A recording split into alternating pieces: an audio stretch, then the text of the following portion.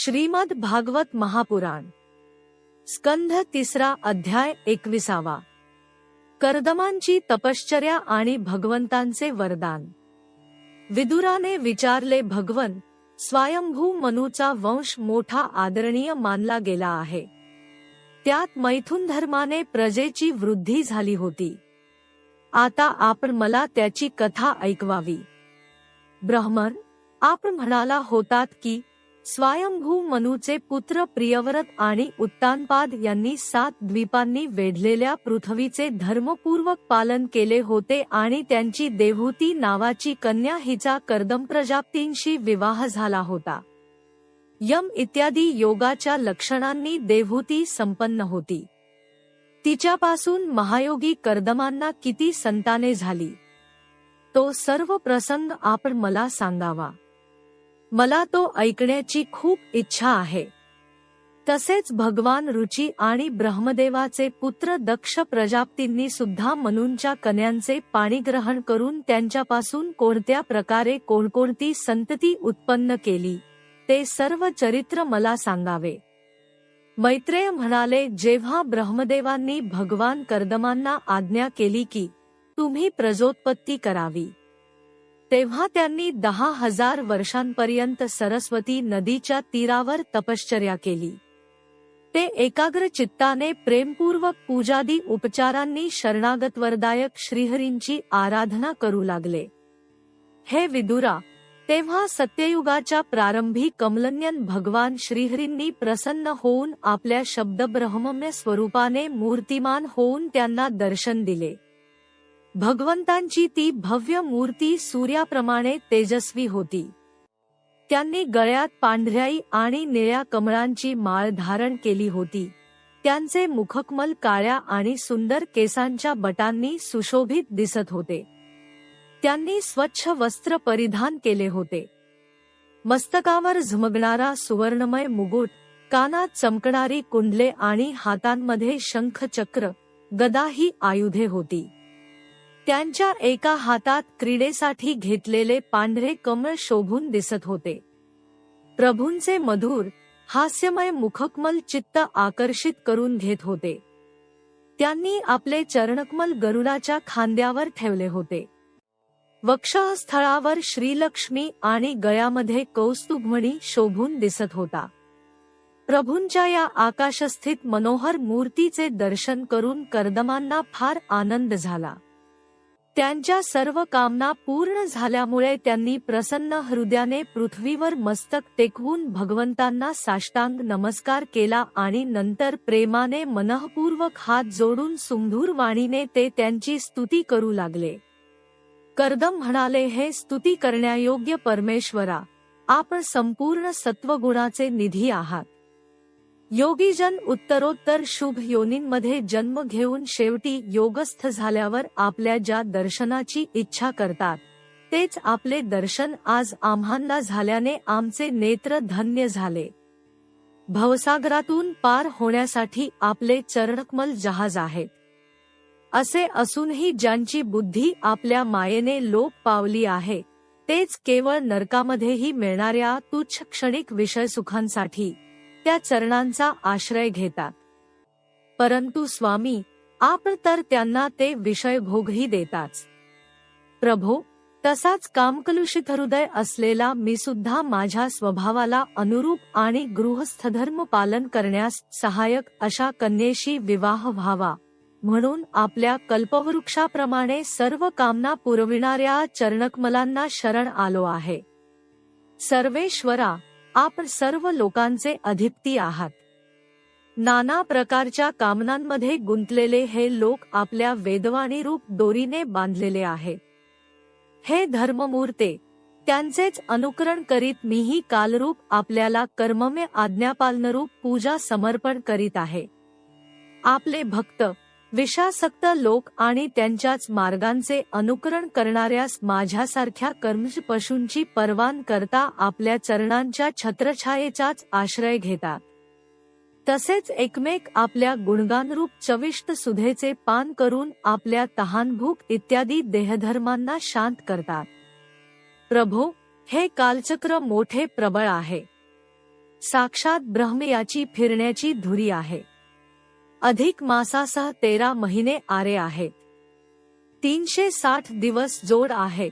6 ऋतू चाकाचा घेर, अनंत क्षण इत्यादी याच्या तीक्ष्ण धारा आहेत. तसेच 3 चातुर्मास याची आधारभूत 3 वर्तुळे आहेत. हे अत्यंत वेगवान संवत्सररूप कलचक्र चराचर जगाचे आयुष्य संपवत फिरत असते, परंतु आपल्या भक्तांच्या आयुष्याचा ऱ्हास करू शकत नाही. भगवन ज्याप्रमाणे कोळी कीटक स्वतः जाळे पसरतो, त्याचे रक्षण करतो आणि शेवटी ते गिळून टाकतो, त्याचप्रमाणे आपण एकटेच या जगाची रचना करण्यासाठी आपल्याशी अभिन्न अशा योगमायेचा स्वीकार करून त्यातून अभिव्यक्त झालेल्या आपल्या सत्वगुणादी शक्तीद्वारा स्वतःच या जगाची उत्पत्ती, पालन आणि संहार करता. प्रभो, यावेळी आपण आपल्या तुळसीमाला मंडित मायेने परिच्छिन्न दिसणाऱ्या सगुणमूर्तीचे आम्हांना दर्शन दिले आहे. आपण आम्हा भक्तांना जे शब्दादी विषयसुख प्रदान करता, ते माईक असल्याकारणाने आपल्याला जरी पसंत नसले तरी परिणामतः आमचे कल्याण करण्यासाठी असल्याने ते आम्हांना प्राप्त होवो. आपण स्वरूपतः निष्क्रिय असून सुद्धा मायेच्या द्वारा सर्व जगाचा व्यवहार चालविणारे आहात. तसेच अल्पशी उपासना करणाऱ्यांवर सुद्धा सर्व इच्छित वस्तूंचा वर्षाव करणाऱ्याच आपल्या वंदनीय चरणकमलांना मी वारंवार नमस्कार करतो. मैत्रेय म्हणाले, भगवंतांच्या भुव्या प्रेमपूर्ण स्मितहास्ययुक्त दृष्टीने चंचल होत होत्या ते गरुडाच्या खांद्यावर विराजमान झाले होते. कर्दमांनी जेव्हा निष्कपट भावाने त्यांची स्तुती केली, तेव्हा ते अमृतवाणीने बोलू लागले.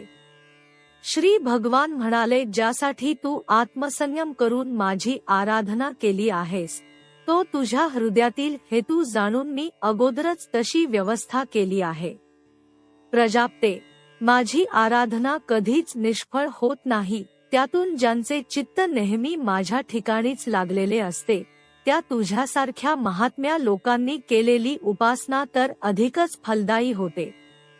प्रजापतिपुत्र सदाचार संपन्न सम्राट स्वयंभू मनु ब्रह्मावर्तामध्ये राहून 7 समुद्रांनी वेढलेल्या सर्व पृथ्वीचे राज्य करीत आहे. विप्रवर, तो धर्मज्ञ राजर्षी मनु शत्रुपा राणीबरोबर तुला भेटण्यासाठी परवा येथे येईल. त्याची एक रूप, यौवन, शील आदी गुणांनी संपन्न, काळेभोर डोळे असलेली कन्या या वेळी विवाहाला योग्य झाली आहे. प्रजापते, तू तिच्यासाठी सर्व दृष्टींनी योग्य आहेस, म्हणून तो तुलाच ती कन्या अर्पण करील.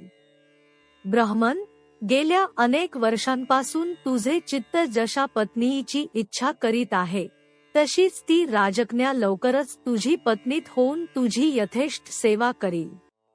ती तुझे वीर्य आपल्या गर्भात धारण करून त्यापासून 9 कन्या उत्पन्न करील आणि पुन्हा त्या कन्यांपासून लोकरीतीला अनुसरून मरीची आदी ऋषिगण पुत्र उत्पन्न करतील.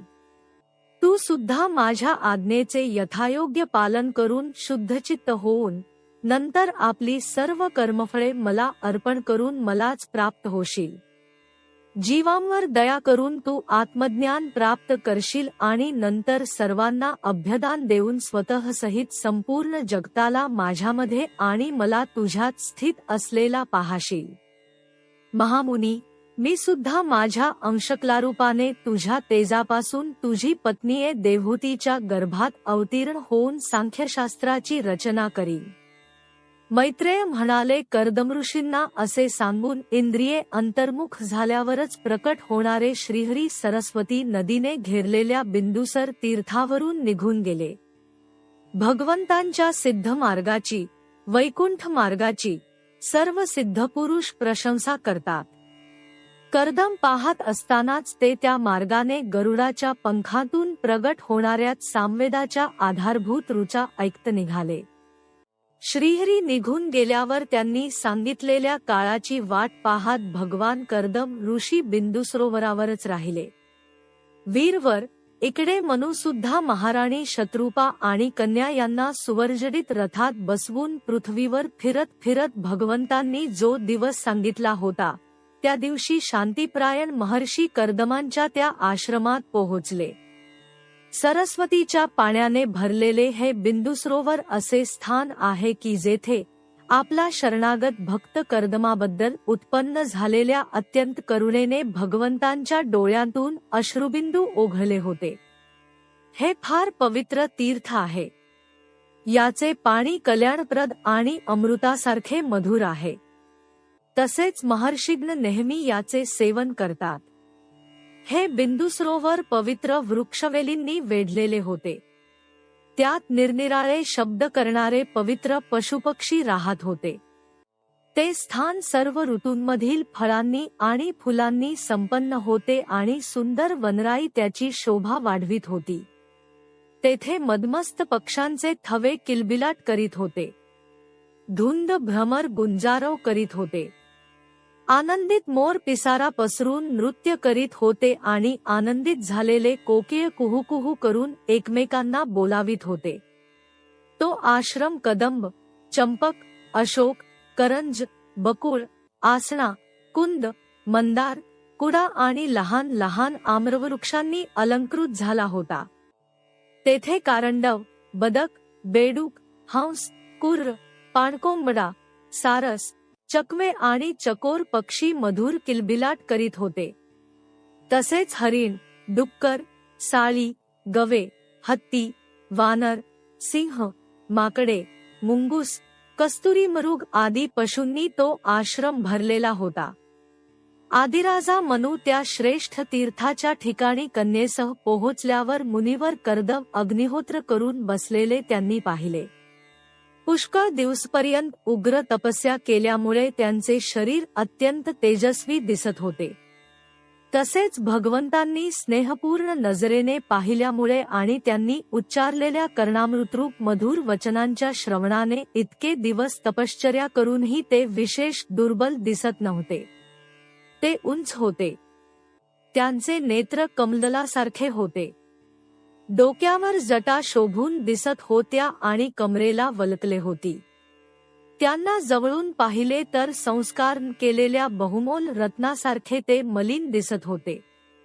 नंतर महाराज स्वयंभू मनूला आपल्या पर्णकुटीत येऊन प्रणाम करताना पाहून त्यांनी त्याला आशीर्वाद देऊन प्रसन्न केले आणि यथोचित आदरातिथ्य करून त्याचे स्वागत केले. पूजेचा स्वीकार करून जेव्हा मनू स्वस्थ चित्ताने आसनावर बसला तेव्हा मुनिवर कर्दमांनी भगवंतांच्या आज्ञेचे स्मरण होऊन आपल्या मधुर वाणीने त्याला प्रसन्न करीत म्हटले, महाराज, आपण भगवान विष्णूचे पालनशक्तिरूप आहात.